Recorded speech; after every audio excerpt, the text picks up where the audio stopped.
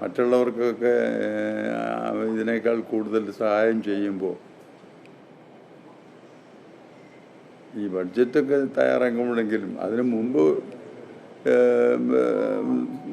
സഹായങ്ങൾ ചോദിച്ചിട്ടുണ്ട്. അത് കൊടുക്കാതെ ഇരുന്നുകൊണ്ട് ഞാൻ കുറ്റം പറയാനൊക്കുകയില്ല. അത് ഒരു കണക്ക് കൊടുത്തില്ലെന്നോ യാതൊന്നും അറിയിച്ചില്ലെന്നോ ഒക്കെയാണ് പറയുന്നത്. ഇതിപ്പോൾ അതല്ല. ഒരു ബഡ്ജറ്റ് അവതരിപ്പിക്കുമ്പോൾ ഒരു സംസ്ഥാനത്തെ പറ്റിയുള്ള കാഴ്ചപ്പാടും പിന്നെ അതിൻ്റെ പേരിലുള്ള വിധിയെഴുത്തും നടത്തുന്നത് ഈ രീതിയിൽ വിധിയെഴുതുന്നത് ശരിയല്ല, തീർച്ചയായിട്ടും അല്ല. കുറേ കൂടെ ഒരു പരിഗണന കേരളത്തിന് കൊടുക്കേണ്ടതായിരുന്നു.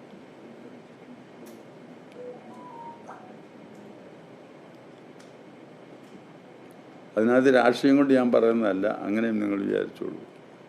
രാഷ്ട്രീയമായിട്ട് പറയുന്നതല്ല, ഞാനും ഒരു കേരളീയനായതുകൊണ്ട് ഞാൻ പറഞ്ഞെന്നുള്ളൂ. അടക്കമുള്ള കാര്യങ്ങളിൽ കുറേ നാളുകളായി കേരളത്തിന്റെ ആവശ്യമായിരുന്നു. എനിക്കറിയില്ല, ഞാനിത് ഡീറ്റെയിൽ ആയിട്ട് നോക്കിയിട്ടില്ല.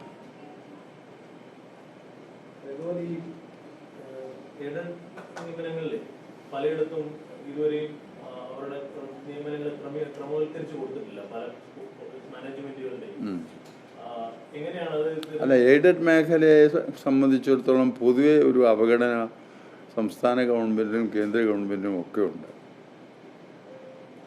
അതില്ലെന്ന് പറയാനൊക്കത്തില്ല. എങ്ങനെ അവരെ തീർത്തെടുക്കാം എന്നുള്ള ഒരു മനോഭാവമാണ് കാണുന്നത്. അത് പറയാതിരിക്കാനൊക്കെയല്ല. ഞങ്ങളും എയ്ഡഡ് മേഖലയിൽ ഞങ്ങൾക്ക് സ്ഥാപനങ്ങൾ ഒക്കെ ഉണ്ട്, പക്ഷേ അർഹമായ ഒരു പരിഗണന കിട്ടുന്നില്ല.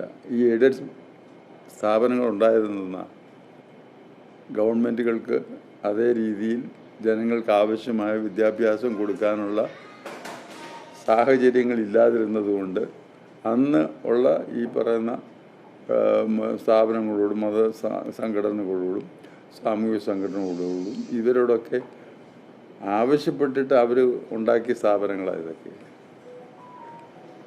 അപ്പോൾ ഉള്ള കരാറ്, അപ്പോൾ ഉണ്ടായിരുന്ന കരാറ് പലതും ലംഘിക്കുന്നുണ്ട് ഗവൺമെൻറ്റുകൾ എന്ന് പറയും.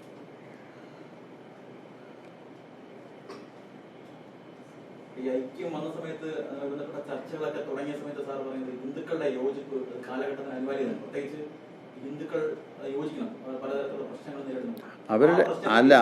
അവരുടെ ആവശ്യങ്ങൾക്ക്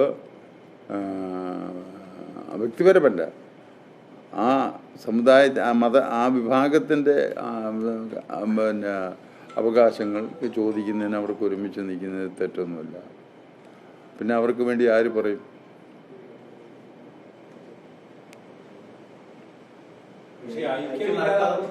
ഐക്യം ഇല്ലാതാകുന്നത് കൊണ്ട് സാറേ അങ്ങനെ ഒരു അവസ്ഥ സാഹചര്യം കൂടിയല്ലേ ഇല്ലാതാവുന്നത്? എങ്ങനെ? നിങ്ങൾ തമ്മിലുള്ള ഒരു ഐക്യമൊക്കെ ഉണ്ടെങ്കിലല്ലേ ഇങ്ങനെ ഒരു യോജിച്ച് ആവശ്യങ്ങൾക്ക് വേണ്ടി ഇറങ്ങാൻ കഴിയുകയുള്ളൂ. അല്ല, അത് ഞങ്ങൾ പറയുന്നില്ലല്ലോ അങ്ങനെയുള്ള കൂട്ടായ്മ ഉണ്ടാക്കാൻ.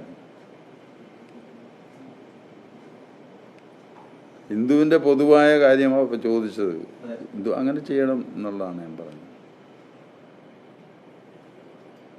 അക്കാര്യത്തിൽ ഇനി ഒരു യോജിച്ചുള്ള പ്രവർത്തനമല്ലോ ഉണ്ടോ? ഈ പൊതുവായ കാര്യങ്ങൾ എങ്ങനെ ചോദിക്കും? അല്ല, അത് ഓരോ നടപടികളും അവരുടെ ഭാഗത്തു നിന്ന് ഉണ്ടാകുമ്പോഴല്ലേ.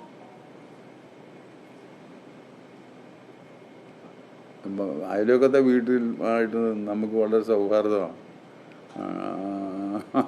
അവിടുത്തെ എല്ലാ കാര്യവും നമ്മളോട് യോജിച്ചാണോ ചെയ്യേണ്ടത്, അല്ലെങ്കിൽ നമ്മൾ അവരോട് യോജിച്ചാണോ ചെയ്യേണ്ടത്? ചില കാര്യങ്ങളിൽ അങ്ങനെ സൗഹൃദമായി പോകണം എന്നുള്ളതല്ല, അവരുടെ പരിധിക്കകത്ത് നിന്നാണ് ഉള്ളത്. ഹിന്ദുക്കളെ പൊതുവായി ബാധിക്കുന്ന വിഷയങ്ങളിൽ അപ്പോൾ ഒരുമിച്ച് നിൽക്കുന്നതാണ് അതിൽ മനസ്സിലാക്കുന്നത്. അല്ല, പൊതുവായിട്ട് ബാധിക്കുന്ന പ്രശ്നമാണെന്ന് ഞങ്ങൾ മനസ്സിലാക്കിയാൽ അന്നേരം ഞങ്ങൾ അതിന് വേണ്ട കാര്യങ്ങൾ ചെയ്യും. അതിന് ഐക്യം ആവശ്യമില്ല. ശബരിമല സ്വർണ്ണക്കൊള്ള വിഷയത്തിൽ പലർക്കും സ്വാഭാവികമായി ജാമ്യം കിട്ടുന്നുണ്ട്.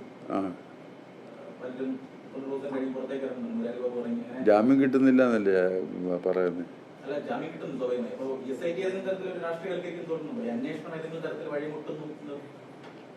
മറ്റേ ഇതിൻ്റെ മോഷണത്തിൻ്റെ അതൊക്കെ ഞാൻ നേരത്തെ പറഞ്ഞു. അതിനെ സംബന്ധിച്ചുള്ള വിവരങ്ങൾ പറഞ്ഞു. അതിവിടെ അന്വേഷിക്കാൻ ഒരു മോഷണം പോയാൽ അയൽവക്കത്തുള്ള ആരെയെങ്കിലും വിളിച്ച് അന്വേഷിക്കാൻ പറയാനൊക്കെ. ഒരു മോഷണം പോയാൽ നമ്മൾ നേരെ പോലീസ് സ്റ്റേഷനിൽ കടലാസ് കൊടുക്കും. അപ്പം അത് സംസ്ഥാന ഗവൺമെൻറ്റിൻ്റെ അത് ഗവൺമെൻറ്റിൻ്റെ അതിനുള്ള സ്ഥാപനങ്ങളുണ്ട്. അതുപോലെ തന്നെ അതിന് മേളിൽ കോടതികളുണ്ട്. അവർ നടക്കുകയല്ലേ. ഇടയ്ക്കൊന്നും കയറി അഭിപ്രായം പറയുന്നത് ശരിയാണ് എന്ന് എനിക്ക് തോന്നുന്നില്ല. അതുകൊണ്ട് ഞാൻ ആ അഭിപ്രായമൊന്നും പറയുന്നില്ല. പക്ഷേ കുറ്റവാളികൾ ആരായാലും അവരെ ശിക്ഷിക്കണം എന്നുള്ള അഭിപ്രായത്തിന് എനിക്കൊരു മാറ്റമില്ല. NSS ഐക്യത്തിനില്ല എന്ന് വ്യക്തമാക്കിയ ശേഷവും ഈ തുഷാർ വീണ്ടും വീണ്ടും ഇങ്ങനെ ചർച്ച നടത്തും എന്ന് പറയുന്നതിന് പിന്നിൽ എന്തെങ്കിലും ഒരു ഗൂഢാലോചന എന്തെങ്കിലും സംശയിക്കുന്നുണ്ടോ? എന്താണ് അത് എന്നോട് ചോദിച്ചാൽ എനിക്ക് അറിഞ്ഞൂടാ കേട്ടോ. സംശയിക്കുന്ന കാര്യം ഞാൻ പറഞ്ഞായിരുന്നല്ലോ.